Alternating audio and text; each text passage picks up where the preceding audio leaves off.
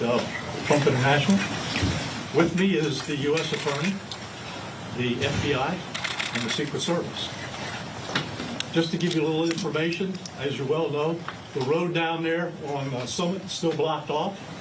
It will be blocked off probably for the remainder of today and probably a good portion of tomorrow until some of the investigative things need to be done and finished.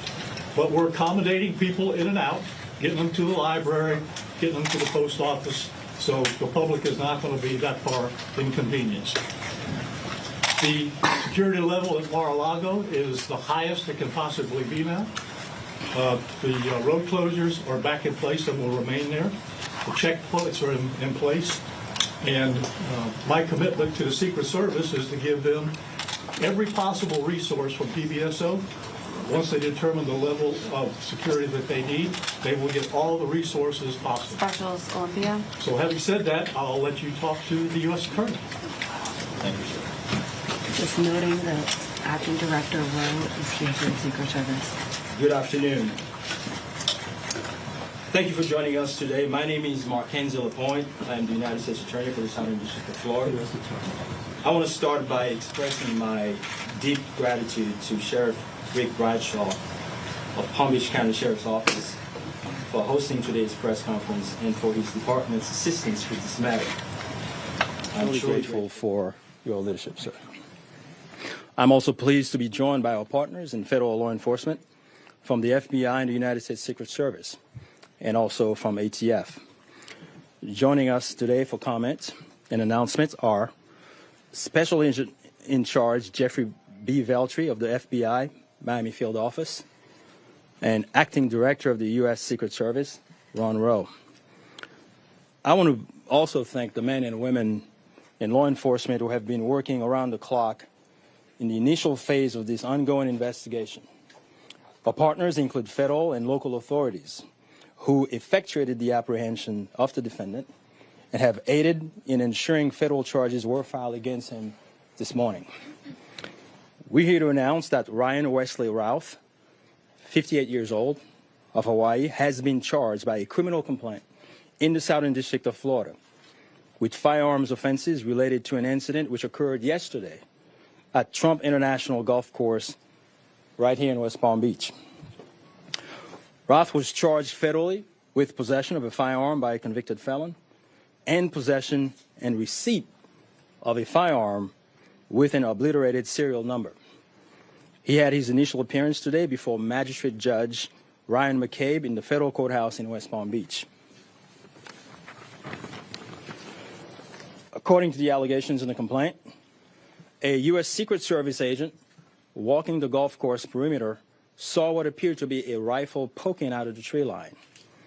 After the agent fired a service weapon in the direction of the rifle, a witness saw a man later identified as Ralph fleeing the area in the tree line. Ralph was later apprehended by officers from the Martin County Sheriff's Office in coordination with the Palm Beach County Sheriff's Office. The complaint alleges that in the area of the tree line from which Ralph fled, agents found a digital camera, a backpack, a loaded SKS-style rifle with a scope, and a black plastic bag containing food. The serial number on the rifle was obliterated. According to the complaint, Roth was convicted of felonies in North Carolina in December 2002 and March 2010, and therefore was prohibited from possessing a firearm. The FBI is leading this investigation, this ongoing investigation. As the Attorney General stated earlier today, the FBI is continuing its investigation of this incident as an assassination attempt upon the former president. The investigation remains at its early stages. The entire Justice Department, including the FBI, the United States Attorney's Office for the Southern District of Florida, and the National Security Division are coordinating closely with our law enforcement partners to fully investigate and prosecute this matter. The charges we're announcing reflect the strong collaboration of the agencies represented here. The U.S. Attorney's Office, the Department of Justice, would be unable to carry forth our mission without the invaluable assistance of our federal, state, and local law enforcement partners. I would like to thank the Bureau of Alcohol, Tobacco, Firearms, and Explosives, and we have Chris Robinson here, Special Agent in Charge, and your Secret Service for the invaluable assistance they are providing, they have been providing. I would also like to recognize the Palm Beach County and Martin County Sheriff's Offices for apprehending the defendant. Again, without the local authorities to assist in those things, it would be literally impossible to accomplish the things we're able to accomplish on the federal side. I want to personally express my gratitude to the attorneys with the U.S. Attorney's Office for the Southern District of Florida and the Counterterrorism Section of the Justice Department's National Security Division for their nonstop work over the last 24 to 30 hours. Together, we will continue to work tirelessly to ensure accountability and the pursuit of justice. At this time, I will invite FBI Special Agent in Charge Jeff Veltri to the podium. After Special Agent in Charge Veltri completes his remark, Acting Director of the U.S. Secret Service, Ron Rowe, will provide remarks before we open the floor for a few questions. On our end, given that this is a pending matter before the court and the investigation is ongoing, all comments will be limited. Thank you very much. Jeff.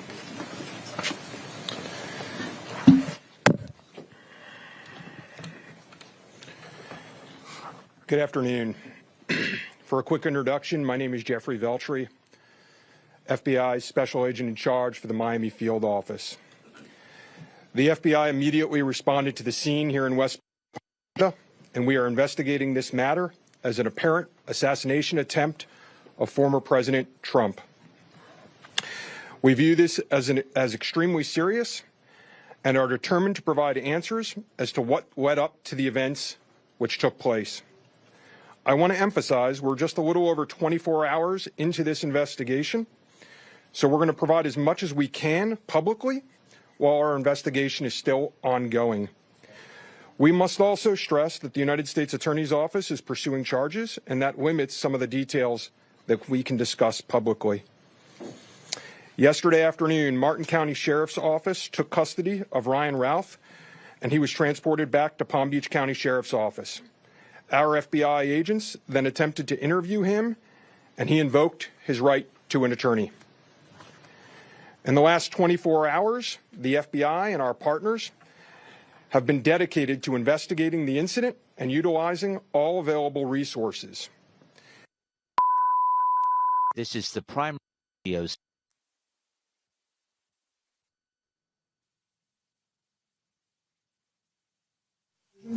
Are actively working hand in hand to pursue and subsequently execute search warrants.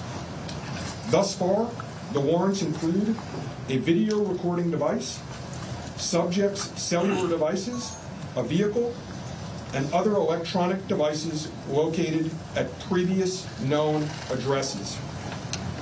We are coordinating with the United States Secret Service to complete numerous interviews of agents on scene. We have also interviewed 7 civilian witnesses at the scene, and that is just the beginning. Our FBI's Honolulu and Charlotte field offices have initiated interviews of several family members, friends, and former colleagues of the subject. FBI has deployed several specialty teams and assets from FBI headquarters and our lab division in Quantico to include evidence and critical incident response personnel. The evidence response team is collecting and processing multiple evidentiary items. These range from the rifle, which is an SKS model with a scope and obliterated serial numbers, to 2 bags, the subject's electronics, and what appears to be ceramic tiles. DNA has also been collected from those items, which are being sent to Quantico for testing. We will also process the subject's vehicle for evidence. The Cellular Analysis Survey Team, what we refer to as CAST, conducted thorough analysis of the subject's cellular device locations. The CAST analysis aligns with witnesses' account of the subject's presence at the scene both before and around the time of the incident on September 15th. More specifically, we're continuing to conduct analysis and will be compiling the subject's movements in the days and months leading up to September 15th. Cellular data shows that the subject was in the vicinity of the golf course roughly 12 hours before the engagement with the United States Secret Service. Our investigative teams conducted a neighborhood canvass in an effort to collect and obtain relevant video footage. The subject had an active online presence, and we are going through what he posted and any searches he conducted online. In addition, we're going through media reports and public statements he made that he wanted to recruit Afghan soldiers and others to fight for Ukraine. The FBI has sent multiple requests to companies for returns on the subject's phone and social media and are waiting on additional responses from other companies as well.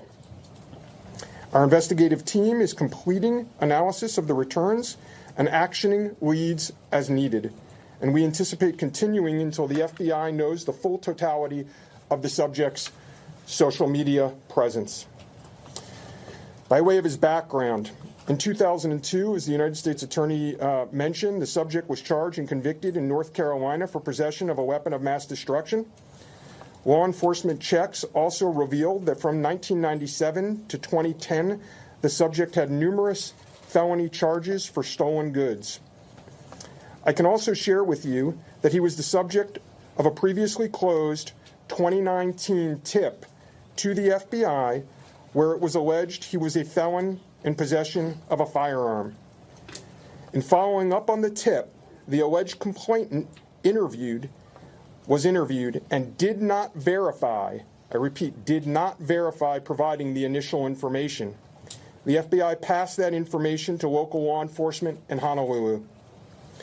On behalf of the FBI, I would like to thank the Palm Beach County Sheriff's Office and Martin County Sheriff's Office for their incredible work in actioning the witnesses, information, and rapidly apprehending the subject.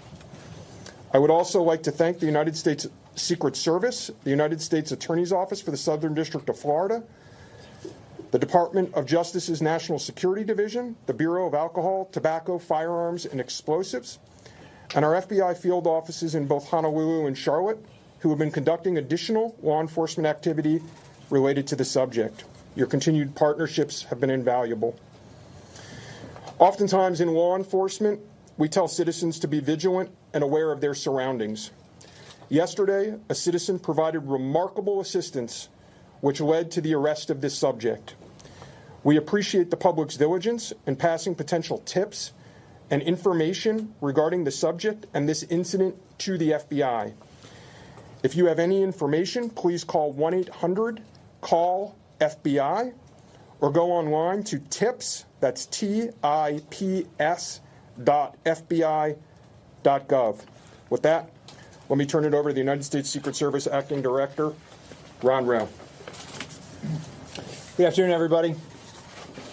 Yesterday afternoon, this country was reminded of the heightened and dynamic threat environment that the United States Secret Service and its protectees face on a daily basis.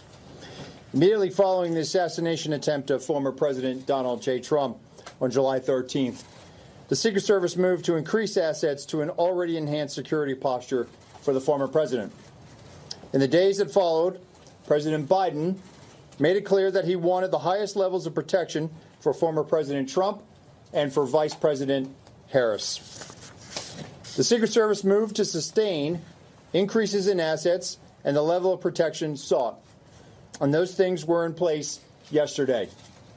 At approximately 1:30 p.m., former President Trump was playing golf during an off-the-record movement to the Trump International Golf Course. A Secret Service advance agent supporting the front edge of the agency's layered approach to protection encountered an individual attempting to secrete himself in the wood line. This happened, the alleged gunman was on the public side of the fence near the sixth green. A layered approach of security is integral to the Secret Service's protective methodologies, and it's also the key to our success. As former President Trump was moving through the fifth fairway across the course and out of sight of the sixth green, The agent, who was visually sweeping the area of the 6th screen, saw the subject armed with what he perceived to be a rifle and immediately discharged his firearm. The subject, who did not have line of sight to the former president, fled the scene. He did not fire or get off any shots at our agent. With reports of gunfire, the former president's close protection detail immediately evacuated the president to a safe location. The protective methodologies of the Secret Service were effective yesterday. The former president's protective apparatus allowed for the early identification of the threat and led to a safe evacuation. The increased assets directed by President Biden were in place yesterday. These included the counter-sniper team elements, counter-surveillance agents on the exterior, counter-assault teams partnered with local tactical assets from the Palm Beach County Sheriff's Office, and counter-unmanned aerial system elements. All of these entities were present yesterday. And while all of these assets were in place, as I've said publicly, we must satisfy the basic requirements of the Secret Service's protective methodologies. In partnership with local law enforcement, we did just that. And the agents' hypervigilance and the detailed swift action was textbook. And I commend them and our partners for an exemplary response in keeping former President Trump safe.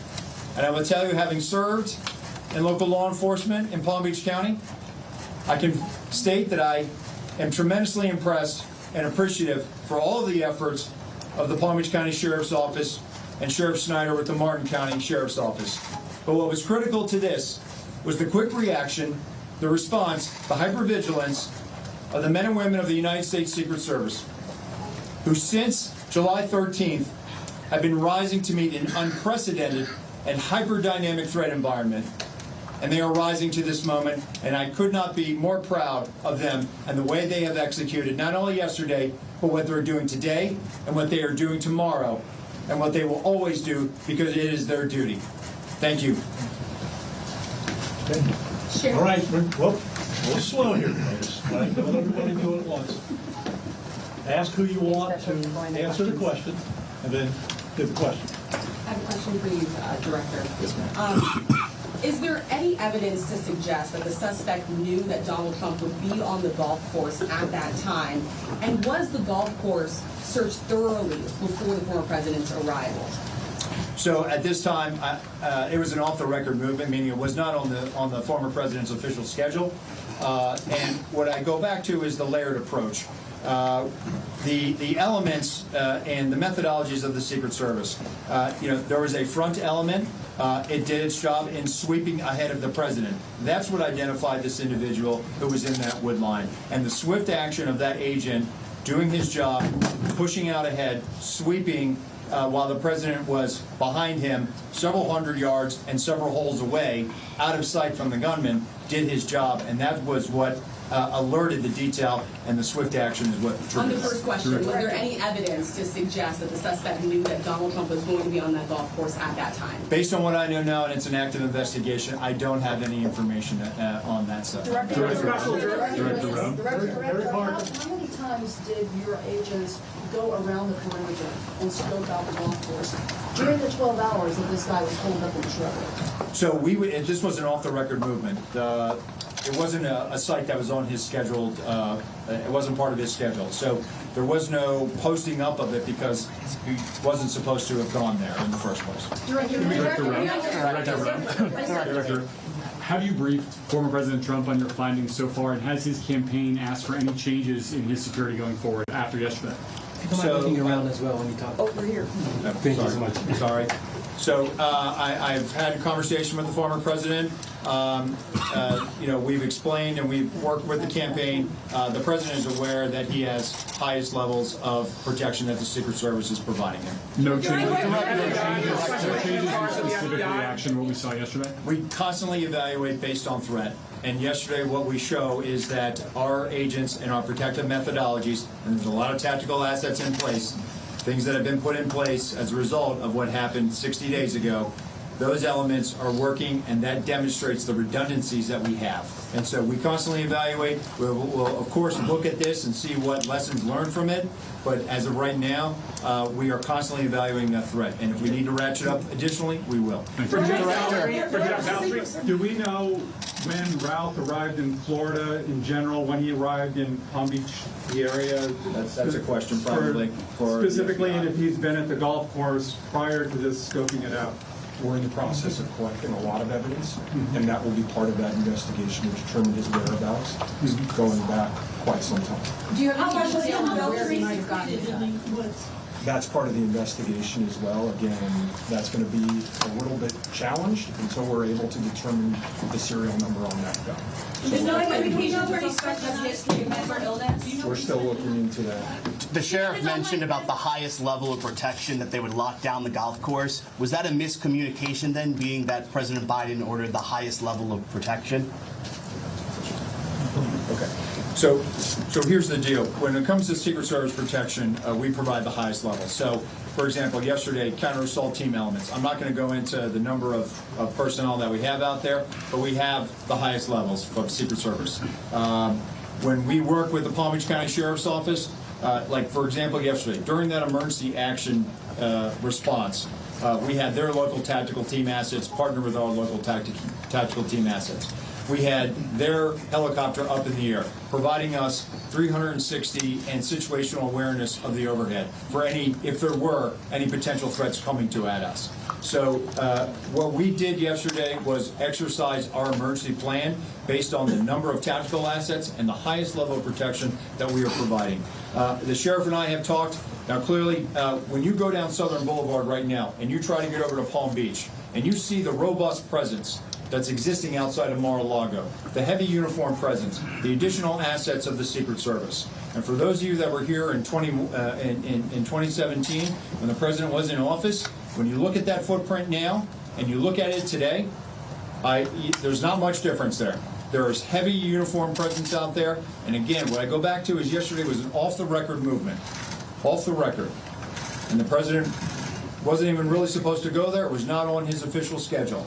And so we put together a security plan, and that security plan worked. Director, in terms of being in the vicinity, Special Agent Daltrey, in terms of him being in the vicinity, based on his phone records, is there any evidence to show that Ralph was in the vicinity in the area before Sunday? And when you say in the vicinity, does that mean right there at that spot in those bushes, or could it have been, down the street at a restaurant? It was in very close proximity to where he was spotted by the Secret Service. In terms of your first question, whether he was there earlier, our investigation is still looking to determine.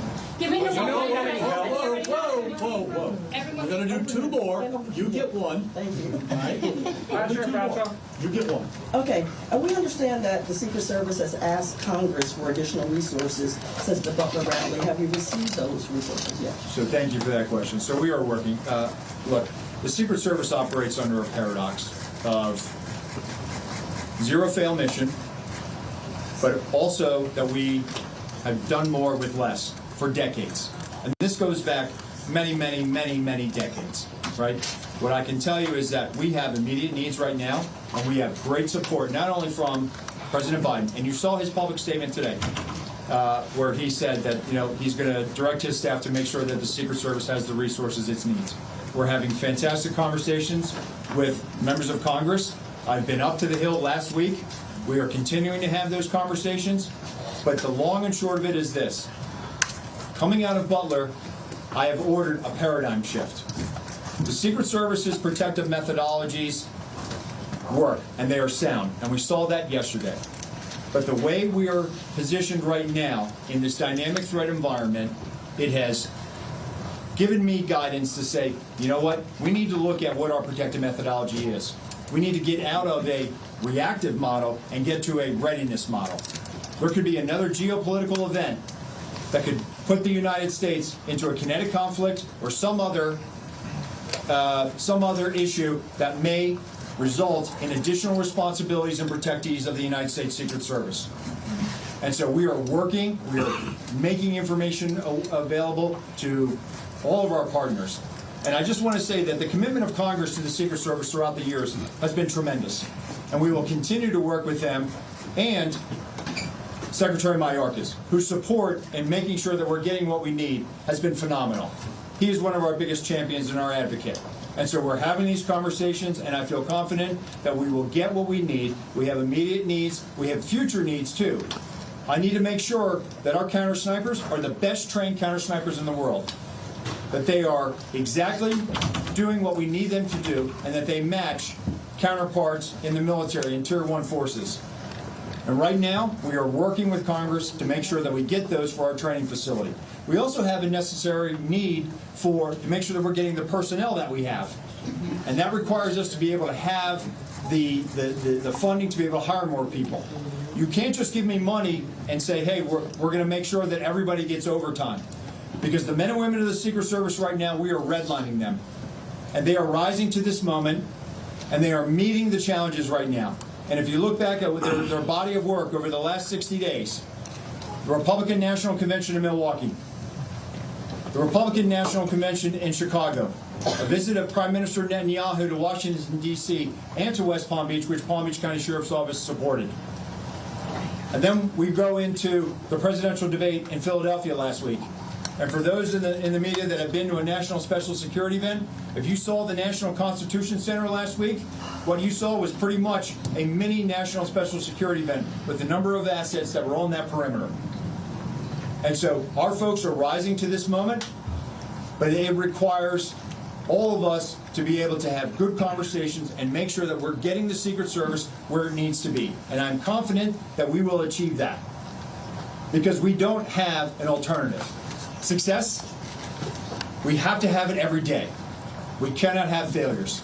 And in order to do that, we're going to have some hard conversations with Congress, and we're going to achieve that. Last question, one more. For the special agent in charge of the FBI, Yes, sir. did he act alone? Did he have some kind of help? At this point, we're still exploring that, investigating that. Our investigation will determine that. We do not have information that he's been acting with anyone else at present. Do we know how long he's been in Florida when he arrived? Oh, you stumped one. At this point, Our investigation is still determining that. Thank you. All right, How was he able to get away? How was he able to get away? that's it. I'm not going to do any more. All right, you got a lot of information there. The last thing I will tell you is, like the director of the Secret Service said, you know, the president called me last night, President Trump. He thanked me for everything that we did along with the Secret Service. He knows we worked great together, and he feels safe.